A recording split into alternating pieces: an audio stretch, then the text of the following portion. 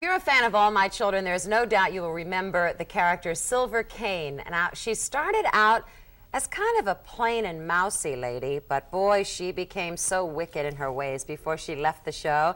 Actress Deborah Goodrich was Silver Kane, and she created such a star. Oh, well, Deborah Goodrich plays Nikki, and she's here to tell us about that. Yeah. How are you? I'm fine. You thanks. survived. I lived through it. Yeah, they had a stand-in do a couple of the longer falls. I fell some shorter distances. What is it like? I mean, there are such fans of the genre of horror films. Were you a fan before you took this role?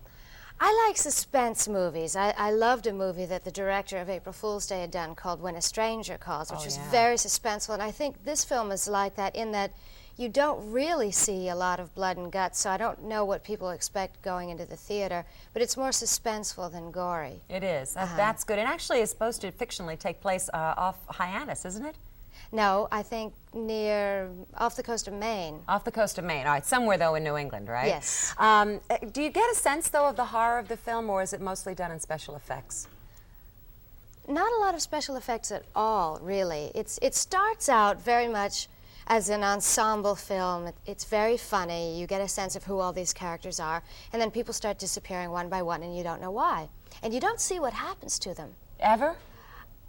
Well, yeah, you get more of a sense as the movie develops, but you see one guy in a boathouse early on in the film, and a hand just comes in and pulls him off. You don't see what happens, so it's not a lot of slashing. Yeah, but it's still a thriller, right? You're jumping out of your seat in the theater. Yes, yeah. yes. You know, Silver Kane, I was a fan of All My Children, I still am, but when you were on the show, and it's true, I mean, this character took such form eventually. Was that a fun role to play? Yes, I had a very good time with it. She started out very plain and sort of mousy, and I got to do a lot of comedy.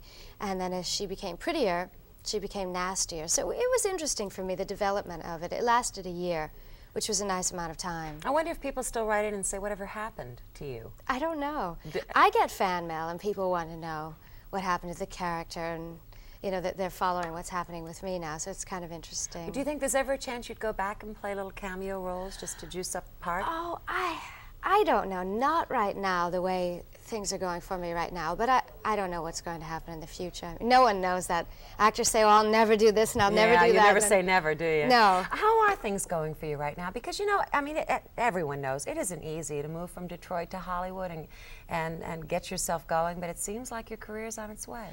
I've been pretty lucky. I went to New York first and started modeling and doing commercials, and I did restaurant work, and then I got All My Children fairly quickly, within a year, and did that for a year, and then went to California, so there was a nice progression.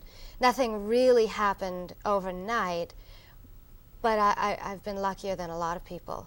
Yeah, and you had enough work so that when you do get the role, you're really good at it. Is that it? And you study? I hope. I do study. Yeah, you have to, don't you, in this business? I think people don't really realize how much work goes into being a good actor. I think so. I used to dance a lot, and dancing is something you have to do every single day. You have to keep your body in shape or you'll lose it. And I think acting is the same way. I think you can forget. You know, you get out of practice, so it's something you should be doing all the time. Well, it brings up the issue of discipline. You were an only child. You grew up that way, didn't yes. you? More discipline, you think, being an only child than maybe having other brothers and sisters? Probably less discipline. I don't really know. I mean, I don't have a basis for comparison. I think, I don't know. I think only children are very self-motivating. There's a lot of responsibility, though, in being the only child in a family, I would think. Mm-hmm. How does your mom feel about all that's going on? Oh, she loves it. She's having such a good time. Yeah. You just saw her over the holidays. Mm-hmm. Yeah. And has she seen the film? She's seen it. There was a screening in Detroit, and we went. Yeah. What's the best part of your life right now? I know that you have someone special in your life. Mm-hmm. Personal life has to be in order, or all the things that are good in a career, I suppose, don't matter. Is that true? I think so. I think personal life has to come first because of the career, particularly, you know, in the entertainment industry, it goes up and down. So I think the main focus should be on living one's life, and then everything else is extra. This film you just did with Mark Harmon, will we see that in theaters, or is that for television? For television. It's a mini-series, 2 parts. Yeah, poor thing working with Mark Harmon. I know. I mean, oh, is he handsome and nice, or what? He's handsome, he's nice, he's charming, he's talented.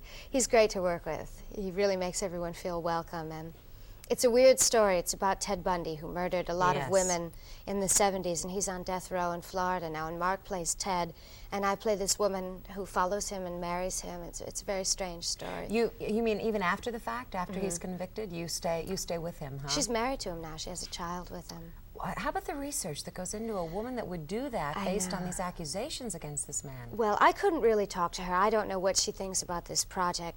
She loves this man. She's his wife. So the character is very sketchily developed. I read a lot of books about Ted Bundy and did as much as I could. They're walking on thin ice in portraying this character. They can say what they want about Bundy. He's a public figure, but the woman I play isn't. So we had to be careful.